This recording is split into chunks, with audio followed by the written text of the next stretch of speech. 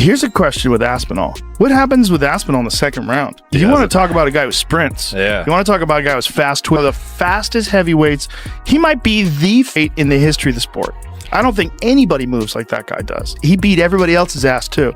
All the other heavyweights, ragdoll dudes way bigger than him. He's just a freak, and he is again the next the next advancement of the evolution of the sport. How so? Well, because he can do everything. That guy's got elite jiu-jitsu. He's got elite takedowns. His striking is outstanding. Joe Rogan and the Fight Companion crew have just shared their final predictions for the upcoming Tom Aspinall vs. Ciryl Gane matchup, and the studio went wild. Joe Rogan, Brendan Schaub, and Eddie Bravo all agreed on one thing. Tom Aspinall might be simply too good for today's heavyweight division. I mean, he knocked out Sergey, who's the scariest striker in all of MMA, and he knocked him out in the first round. And the way he did it was just picture perfect. Like, I've seen a lot of heavyweight, even Francis, who's like the greatest, scariest power striker I've ever seen in the heavyweight division. No one's scarier than Francis. Francis does not move like Tom Aspinall. Tom Aspinall is significantly faster than every other heavyweight.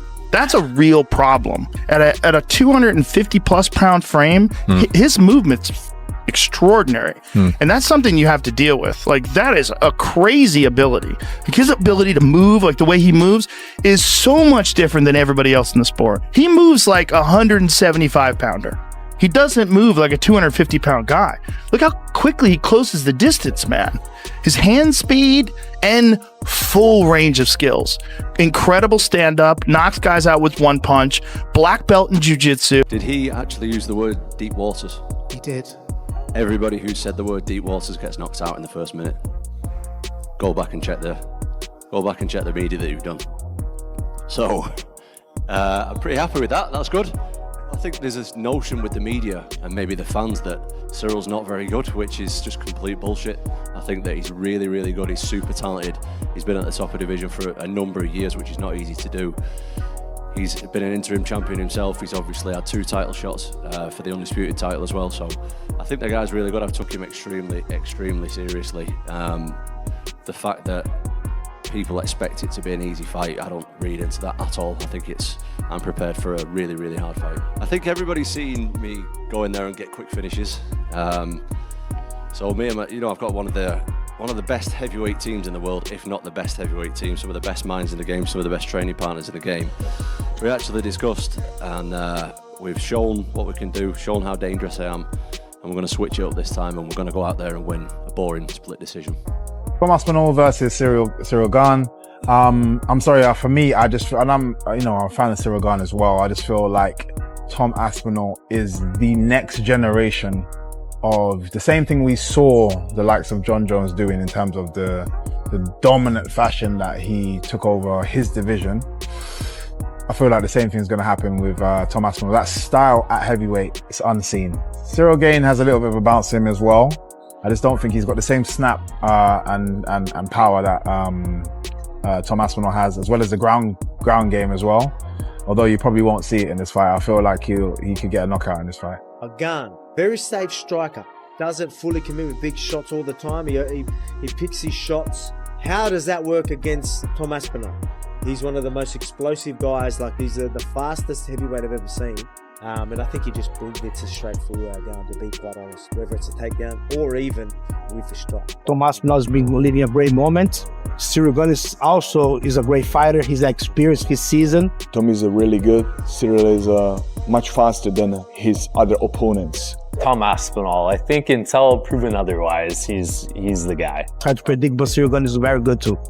I would say Tom Aspinall. I think maybe TKO, ground the fight. Aspinall, he can do that. Tom Aspinall, submission, first couple rounds. Tom Aspinall, phenomenal heavyweight, great athlete, decision. Ooh, I got Tom Aspinall in that one. It's heavyweight, so someone's getting knocked out. And if I think Tom's winning, then I guess I think Gane's getting knocked out. Fight week approaches. Everyone is starting to realize just how dangerous Tom Aspinall has become. Joe Rogan summed it up perfectly. This guy moves like a lightweight, hits like a truck, and grapples like a black belt. That's a scary mix for anyone in the heavyweight division, and Rogan's right. The more you watch Aspinall, the clearer it becomes that he has almost no weaknesses. His hand speed is incredible. His fight IQ is top tier, and his calmness under pressure is something rare among heavyweights. Just an unfair comparison, right? When you talk about pressure versus pressure, everybody's under tremendous pressure. But I guess when you kind of look at it from not just pressure, but potential legacy and career and what's on the line, I think it's hard to not go with Tom Aspinall because the heavyweight division is on the line. If Gane goes in and beats him, no disrespect to Gane, love the guy, the heavyweight division loses a lot of respect. Even if Tom goes out there and it's a close fight, or he gets dropped and then has to come back or something, like, the heavyweight division has so little respect right now, probably deservedly so, I think. You know, with Gane getting his third title shot in a couple years, like, Tom has to show that he is the heavyweight division. You know, he has to prove that to the world. Like, I am, you know, the heavyweight division's not just shit, but like, I'm so good that the heavyweight division is shit, right? This is kind of his thing that he has to go out there and prove to the world. And if he goes out there and loses to Gane, you know, the division already is not respected. That brings Tom down significantly, I think, right? And of course, you know, the potential John Jones fight, which is whatever, who knows, right? Like, how he beats Gane, assuming he does, may play a factor too. Like, if it turns out to be a close fight, again, John's going to be on his phone with Twitter open watching this fight, like, just waiting for Tom to fuck up and get dropped, get leg kicked and limping a little bit, or, you know what I mean? John can't wait for that moment. It is the undisputed heavyweight champion of the world, the pride of Wigan, the one and only Tommy Aspinall, Tommy Aspinall, na. Tommy Aspinall, Tommy, defending his undisputed gold, technically for the very first time, against the pride of France, the French prince himself, Bon Gamin himself, the one and only Ciryl Gane. These two have been going back and forth for the better part of 2, maybe 3 years. Well, this was the fight that we all thought was going to happen in Tom's official first title defense, and so it is in fact going to happen. Tom wanted to fight in Abu Dhabi. That was the sense that we got when he became undisputed champion. He didn't want to wait for New York. Let's be honest, the tax is a little better over there in Abu Dhabi compared to New York for an Englishman, for anyone, if we're being 100% honest. And so he wanted to be active. He wanted to fight in October. He wanted to fight in Abu Dhabi. It's closer to home, and so they oblige. And you'll recall a few weeks ago I said it's looking like Magomed and Alex, October 4th. It's looking like Tom versus Ciryl, October 25th. And it's looking like JDM versus Islam in New York. That would be the next pay-per-view. Now, that hasn't been officially announced. That hasn't been signed, sealed, and delivered. But at this point, I would be surprised, considering how the chips just fell earlier today. I would be surprised if it doesn't play out that way. Yesterday, Tom said, I'm going to win by split decision after 5 rounds. I believe this was Northern England sarcasm, but I guess not everybody did trust it. What are your real plans, Tom? Oh, that's the plan, mate. It's going to be split decision? Yeah, that's the jab plan. The whole time? Just jab and hold. Jab and hold against the fence. We'll be booing then. I will too. Guys on the podcast joked about how crazy it is that no one has really managed to test Aspinall yet. His fights end so fast that analysts barely have time to study him. He's a mystery, a mix of power, speed, and precision. Rogan mentioned that if Tom Aspinall defeats Ciryl Gane and does it in dominant fashion, it would almost mean he's already cleared out the entire heavyweight division. I think Tom Aspinall have more opportunity to win. He looks better on the paper, but Ciryl Gane have also his chance to put him in a deep water, you know, in the last rounds. We'll see how it's happened, how it will work, because nobody see Tom Aspinall in a long fight. Which is Tom Aspinall fights Pavlich and takes that fight on 2 weeks' notice and becomes the interim champion and fucks his back up and can't train at all. But Aspinall, like, that guy's, he's something special. He really is something special. He's a very unusual example, because he's a heavyweight and he's a big guy, a really big guy, but he moves so fast. And his coach, Colin, I forget, it's from Cabal, this gym that he trains at. in the UK. Colin Huron, he trained Darren Till. Colin, from the early days of the career, was like emphasizing his speed.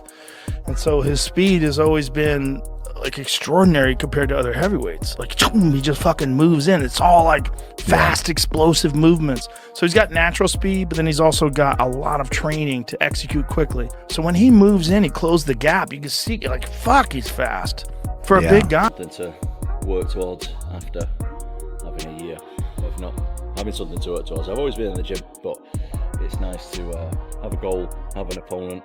This fight in particular has been simmering for quite some time, so looking forward to getting in there and doing the job. I just want to be a champion who fights often, regular, and fights the best guys. I don't want to be these guys who fight, with big breaks in between, because that's what's happened. Nothing to do with me. I'm ready to put a stop to that, be active, be an active champion, be a defending champion, and fight the best guys. He's the number one contender, so I think that's what champions should do, is they should fight the number one contenders. I'm the champion. He's the next best guy. Let's fight and find out who the best guy is. That's the way it's supposed to go. Cyryl's a really good opponent. He's really unique with his style. I've never fought anyone like him before. That being said, he's never fought anybody like me before. So let's get in there and see what happens. That's what dreams are made of, isn't it? That's what I got into this sport to do, is to be the UFC heavyweight champion. To walk out there, last on the card, everyone's waiting for me, walk in there, put in a big performance. When I was a little boy putting the gloves on for the first time, I was thinking about this kind of stuff, so I always have to keep reminding myself this the whole time, is like, all the pressure, all the titles, all the fans and all that aside, I'm here doing what I love, I'm here doing what I dreamed of, and looking forward to going and doing it. I've considered myself very lucky, because there's a lot of times that I didn't want to do the sport, especially like, I think a lot of people who are not involved with the sport and not fighting professionally don't realise how hard it is financially. Oh, it is. And especially when I had kids and stuff. Yeah. I wanted to quit so many times because I'm like, I just need to get some money. Yeah. Pretty much. And then a lot of the times, my dad reminded me, look, we've done this for a long time. You can't stop now. You're right there. Just keep going at it. Yeah. And I'm very, very lucky that I've got my dad. Not just for that, for plenty of reasons. Of course. But because after that, who's really left? Maybe John Jones? But even he's been unusually quiet. And you can't help but think it's because he knows Tom Aspinall is something different. Everyone agreed that Ciryl Gane is a world-class fighter. Smooth footwork, sharp striking, and elite movement. But the issue is, Aspinall can do all of that too, and even better. He's faster, younger, more explosive, and doesn't freeze under pressure. If Gane allows Tom to control the pace, this fight might not even make it past the first round. You overcome Ciryl Gane. Who do you really see left in the heavyweight division? And I know everyone's talking about John Jones, Alex Pereira, but I quite like the sound of Tom Aspinall, Alex Pereira. What about that? I don't know, whatever the UFC want to do. I think it's pretty obvious that they're going to do the winner versus winner. Me and Gane versus Volkov and Almeida. Sorry. Not like a tag team match. It sounded like I was doing it like a tag team then. No, the winner of us versus the winner of them. I think it's going to be next for them. And Volkov being the co-main event, if they are just being on the fight card, they're going to be a backup fighter if anything happens to the main event. What's your thoughts on Volkov versus Gane? Sorry, Aspinall versus Gane. I think it's the next best thing that we could get right now, with John Jones not being able to do it and stepping away. And I think it's going to be interesting to see what Tom's plan is going to be, because I think on the feet, they're pretty evenly matched. I think it could be fun on the feet, but I think there's definitely a huge advantage for Aspinall when it comes to the wrestling and the grappling. And I think he'd be silly to not at least attempt to make it a bit of a grappling match and try to get the ground and pound, take him down. And we'll see. If he can defend takedowns, it could be a lot of fun. But if not, I think Tom can make some quick work. But there's a lot of pressure on Tom, man.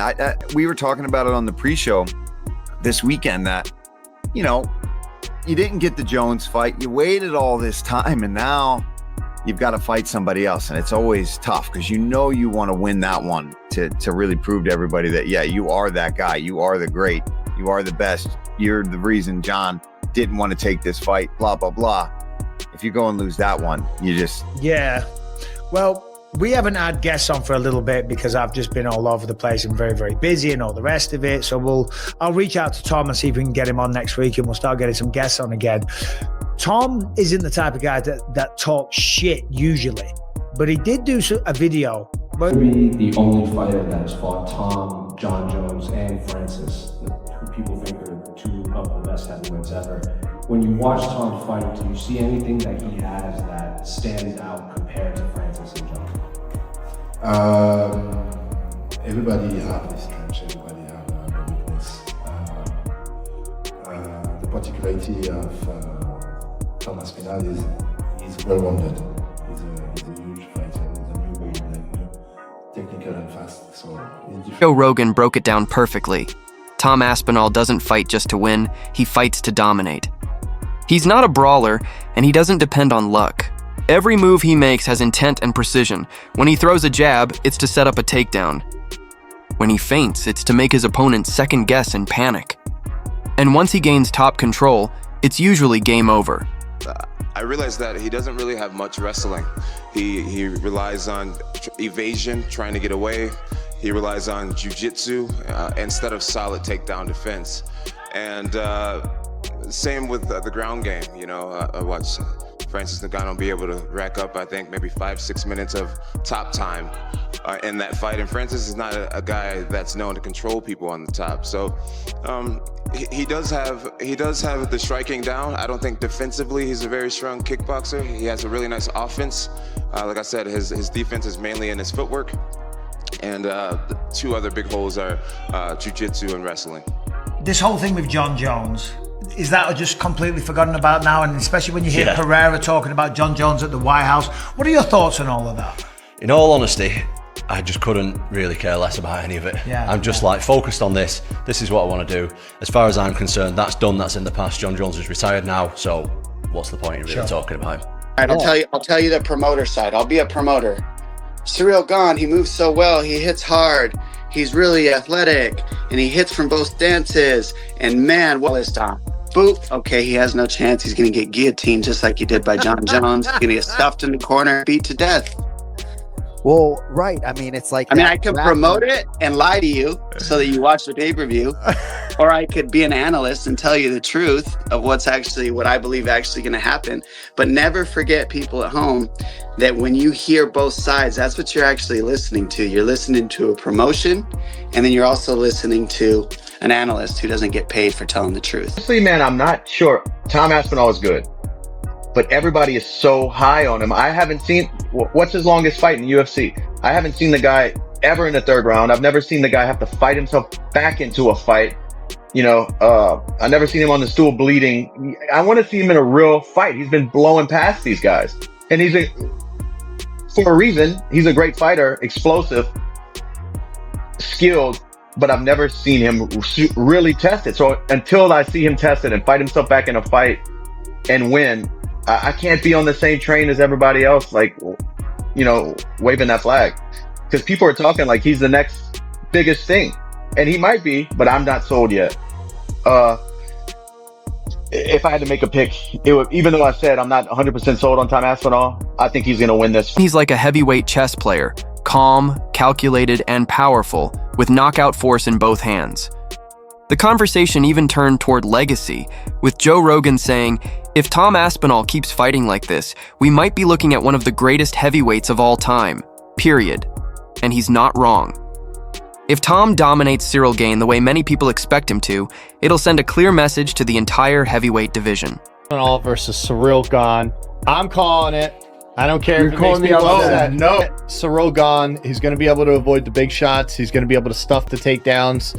I think he's going to be a lot harder for Tom to deal with than people think because of his footwork. He's a big dude. I think he's definitely learned from the John Jones fight. I know it didn't really show that against Volkov in a controversial win that he probably shouldn't have won, but I think he will make the most of this opportunity, understanding that this is his chance again to get at a title, and I don't think that he will, third time's the charm. I think he's going to actually do it for the wee-wees. No, it just seems to be far ahead of all of them. You know that him and Gane's fight is going to expose a few things, because Gane might be the only guy in that heavyweight that might match him speed-wise. Tom, Yes. Tom is just going to do exactly what Khamzat did to DDP to him. We all know that Gane doesn't have but any funny wrestling. enough, Tom never really wrestles. Does that. No, he does wrestling, but he doesn't wrestle like that. He wrestles to find a finish. Yeah. No, it might not be like a dominant wrestling the way Khamzat was, but he's going to utilize his wrestling skill against Gane. You know, Tom is a smart fighter. I hope Gane does something, like he's able to do something, because like throw a knee out of space or what. Aspinall's wrestling is not very aggressive like these guys. So if he's able to stuff with 1 or 2 takedowns and then keep it on the feet, he might have a chance. Because that's what's happened.